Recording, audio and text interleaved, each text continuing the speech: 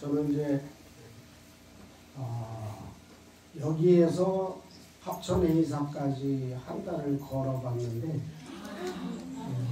그 걸으면서 거치는 코스 중에 한 군데가 구미더라고요. 그래서 구미가 또 왜 구미인가 봤더니 그 거북부자에 그 9마리 그 거북이를 상징하는 그런 이제 꼬리밑자에서 구미 그 공원도 있더라고요. 걸어가면서 보니까 시에.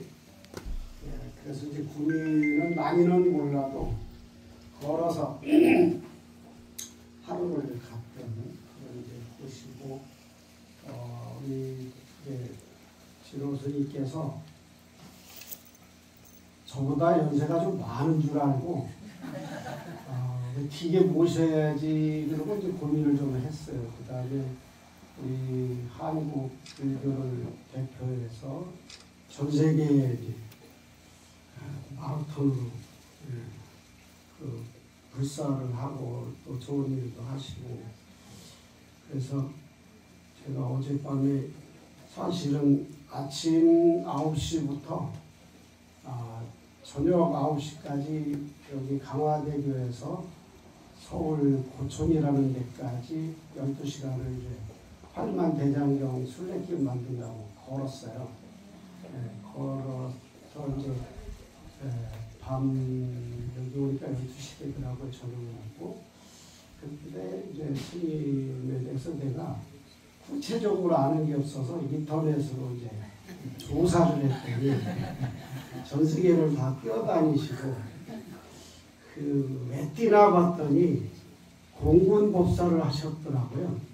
날아다닐 수 없으니까 뛰어다니는 거가 전공이신 것 같고 저는 이제 또 영원꽃으로 평생을 지금 이제 25년 가까이 이제 농사짓고 연꽃하고 씨름을 하는데 우선 이제 선원사에 오셨으니까 이제 선원사 이야기를 조금 말씀드리면 고려 시대의 팔만대장경을 이제 만들 때 그 무신정권 최후라 그러죠.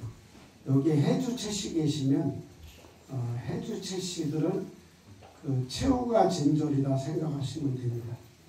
그래서 여기가 이제 해주채씨의 그런 원찰로 선원사를 지으면서 고려시대에 이제 선의 원찰이다. 그래서 이제 선원사라고 이름을 적고 또 팔만대장경을 이제 몽고난을 극복하기 위해서 만들어서 16년간을 만들었어요.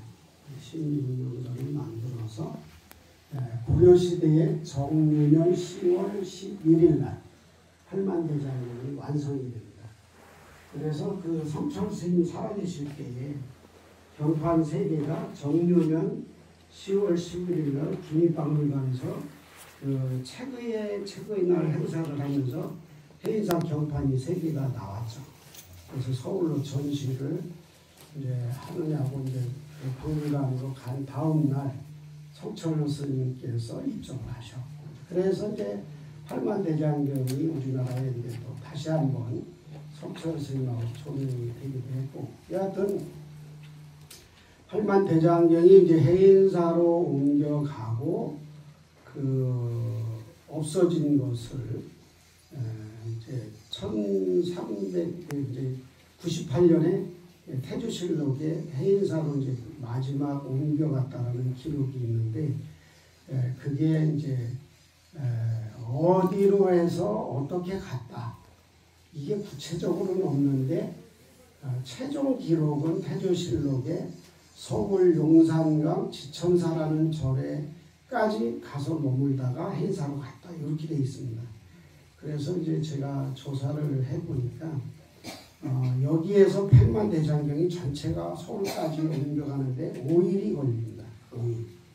그 5일이 걸렸는데 서해로 갔다, 뭐 바다로 갔다, 육지로 갔다 이런 설이 있는데 그 제가 이제 이렇게 조사를 해보니까 한강물을 타고 충주까지 배로 가서 거기에서 이제 그 문경, 상주, 그 다음에 구미를 거칩니다. 대장경. 그래서 구미분들도 그런 건 모르실 거예요. 구미를 거쳐서 이제 어쨌든 이제 낙동강이죠. 낙동강. 구미, 그러니까 낙동강으로 해서 어디까지 가냐면 고령으로 가요.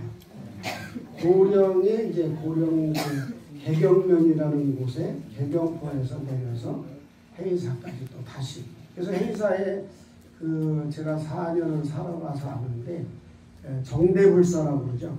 경판을 이고 이렇게 지금은 이제 해인도를 도는 걸 이제 법회를 하지만 그 법회가 선원사에서 해의사까지 옮겨가는 것을 제언하는 행사입니다.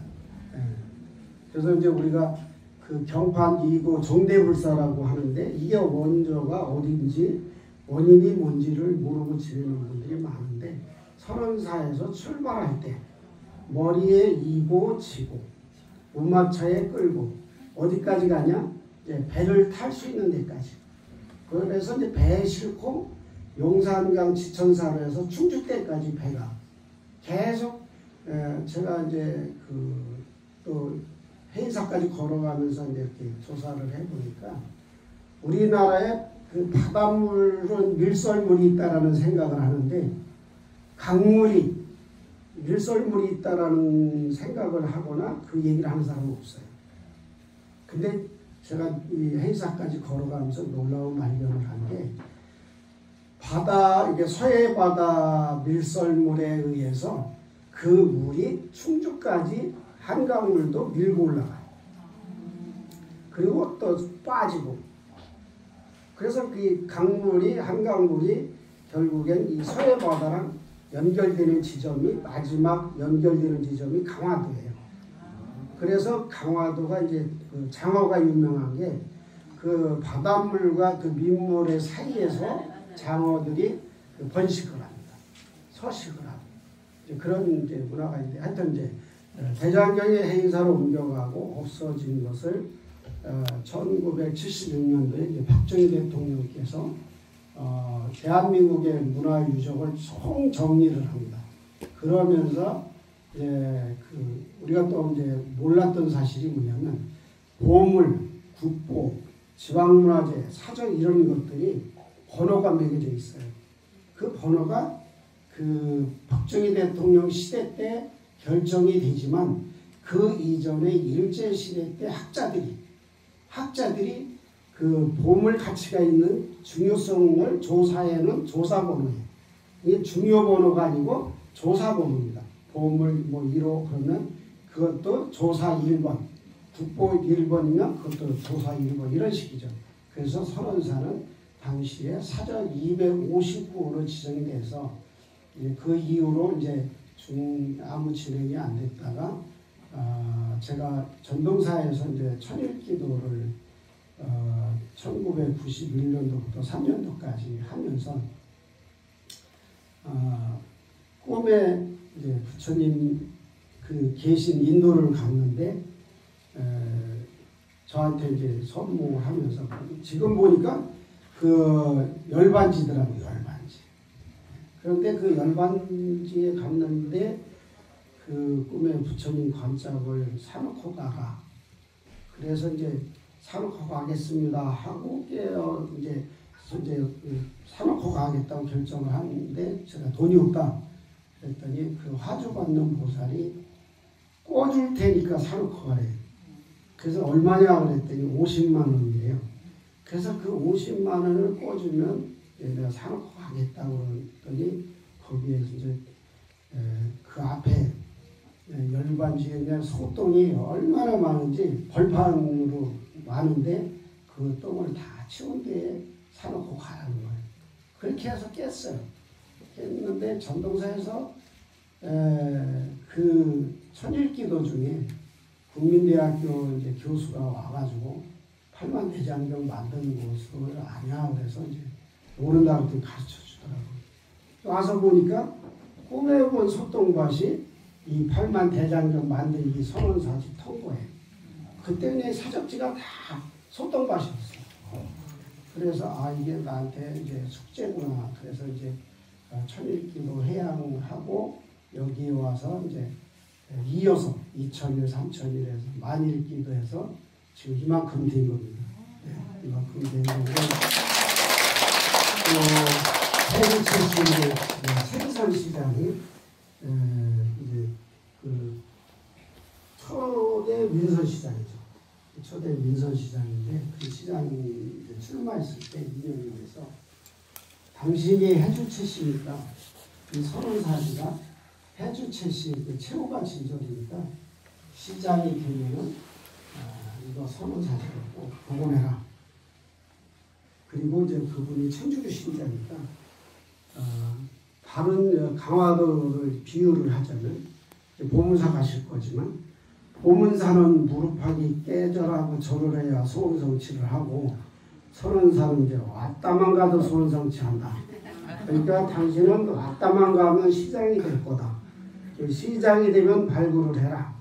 해가지고 그분이 되자마자 2억 2천 예산 집행해서 이게 지금 사적지가 20억이 투여가 돼서 저만큼 발굴이 된 거예요.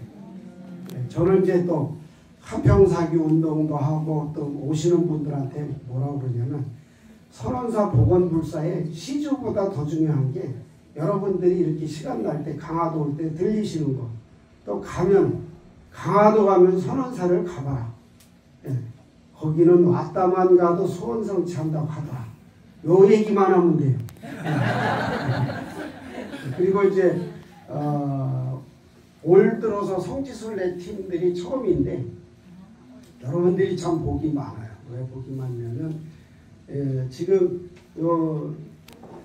탑, 그죠? 탑 안에 부처님 진신사리가 모셔져 있고 이제 올해 이제 개봉을 한 거예요. 옛날에 모가박물관장 박찬수 관장님이 저한테 이제 선원사 불사를 위해서 부처님 진신사리 상과를 이제 선원사에다 기증을 했어요.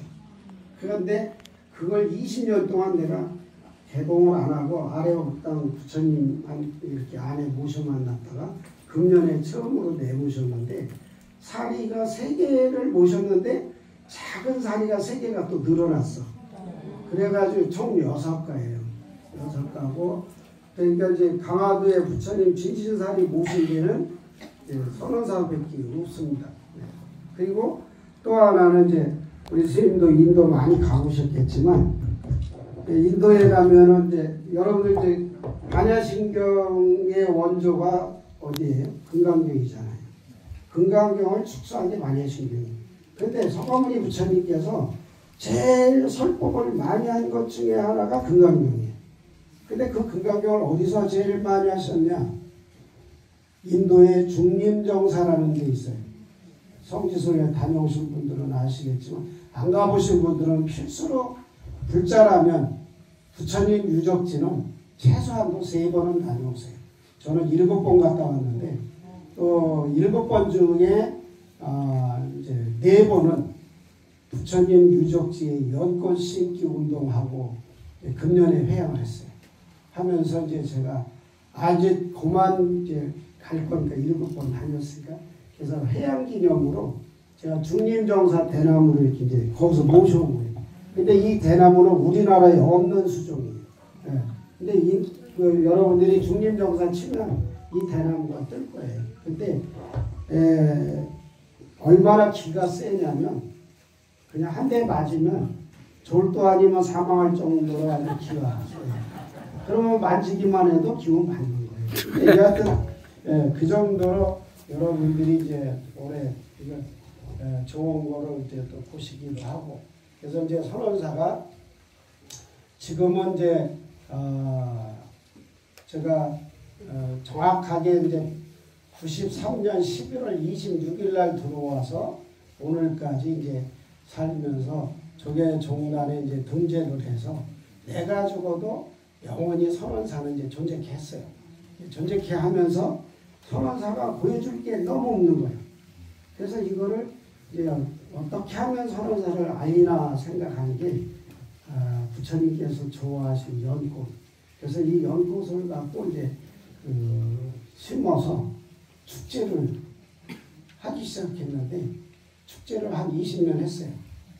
그런데 이제 우리나라에 이제 너도나도 연꽃 축제를 하니까 이제는 나는 그만하고 이제 먹는 거를 개발해서 이제 강의를 해야 되겠다. 그래서 오늘 여러분들 이제 오셨으니까 불교의 상징인 그 부처님이 좋아하신 연꽃, 한국의 연꽃이 종류가요 500종류예요. 근데 대개 그냥 한 년만 하시잖아요. 이게 이제 지금부터 잘 들으셔야 돼요. 욕하는 것 같아요. 그래서 이제 우리는 보통 한 년만 알고 있는데 종류가 500종류가 되고 크게는 250종류는 못 먹는 년, 250종류는 먹는 년. 그래서 이제 못 먹는 년은 얘기할 필요 없고 시간이 많지 않으니까 여러분들이 이제 먹는 년 이제 이거 이제 알고 가시면 평생에 우리가 고민이라는 게 누구나 다 있죠. 가지수는 무한대요. 그런데 오늘 여기 오신 인연으로 지금 당장 김장철 준비하는 분들 많을 거예요. 그래서 오늘 아침에 어저께 그렇게 늦게 와서 자고 했음에도 불구하고 강화장에 갔어요. 그제 어디 연이 나왔나, 어떤 연이 나왔나 이제 그거 하고 그 다음에 이제 뭐가 많이 나왔나 이제 조사하다가 오늘 강화 살면서 아주 새로운 장면을 봤어요. 장례삼 그 장사꾼들이 있는데 그 장례삼이 이제 비슷하게 생긴 삼인데 이렇게 한 사람이 이렇게 무대기로 싸놓고 파는 거예요. 그래서 제가 오늘 멀리서 오셨는데 힘들게 오셨는데 좀 그 고약 기분 들으시라고 내가 삼을 하여튼 여기 오신 분들 한 뿌리씩 드실 정도로 샀어요. 제가 고향 드실 때 거기다 이렇게 한 사람이 하나씩 집어가도록 싸놨으니까 이제 다 끝나고 더 먹고 싶은 분은 돌아서서 가시면 이제 남는 거 더 드셔도 돼요.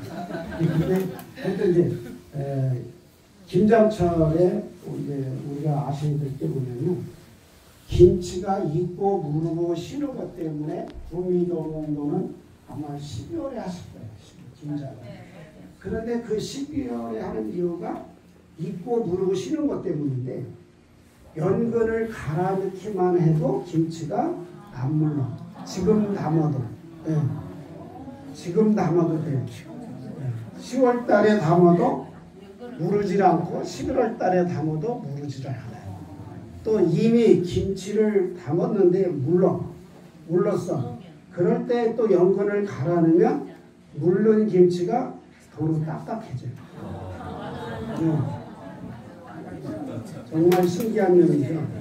그러면 이제 김치가 몇 가지예요. 김치가 어마어마한 가지수가 그냥 뭐 만들기에 달린 숫자인데 제가 김치 회사에 가서 그 가지수를 보니까 100가지가 넘더라고요. 근데 하여튼 분명한 건 여기 오신 분들이 김치 모든 채소가 익고 무르고 쉬는 게 문제예요. 반찬으로 만들었을 때. 그런데 갈아서 넣거나 아니면 이제 사계절 이제 필요할 때는 말려서 지금 이제 그년들이 제일 쌀 때예요. 그 싼 년들을 많이 사서 말려가지고 가루를 내서 365일 쓰시면 돼요.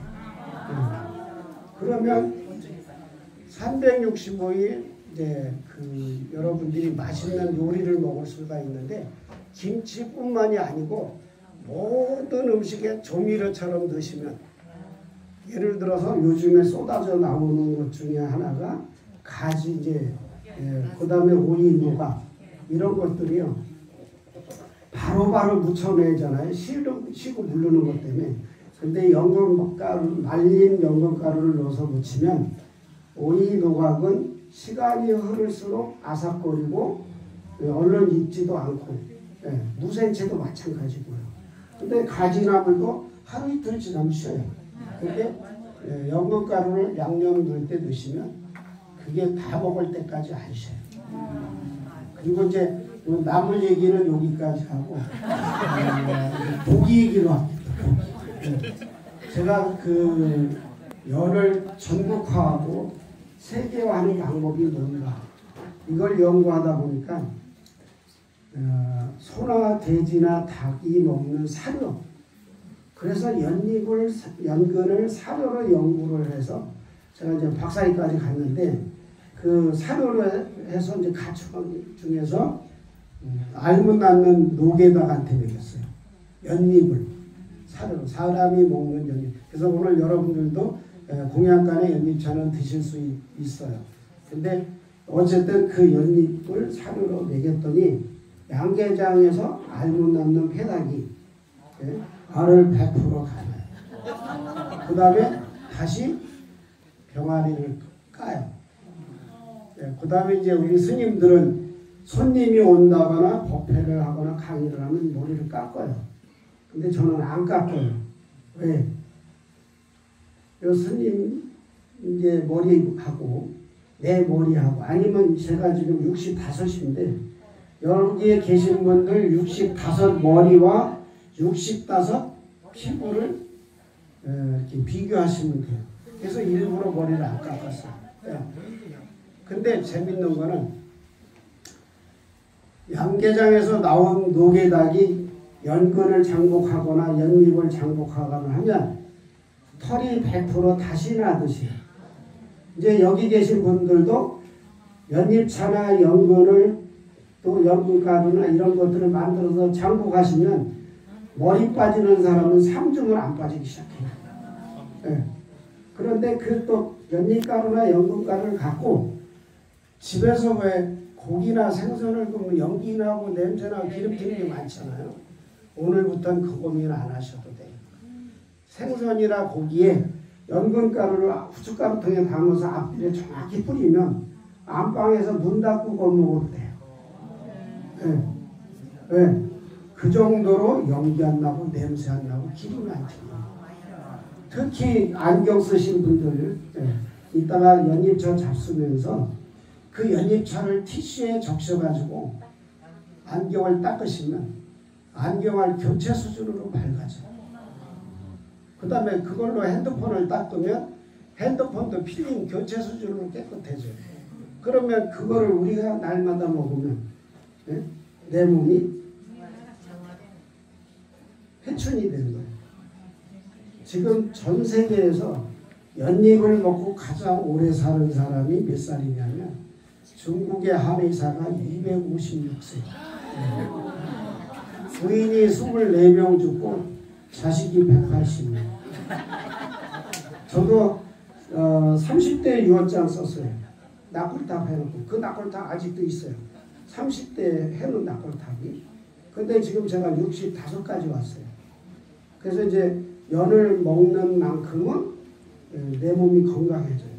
그래서 이제 제가 강의할 때 쓰는 용어 중에 하나가 뭐냐면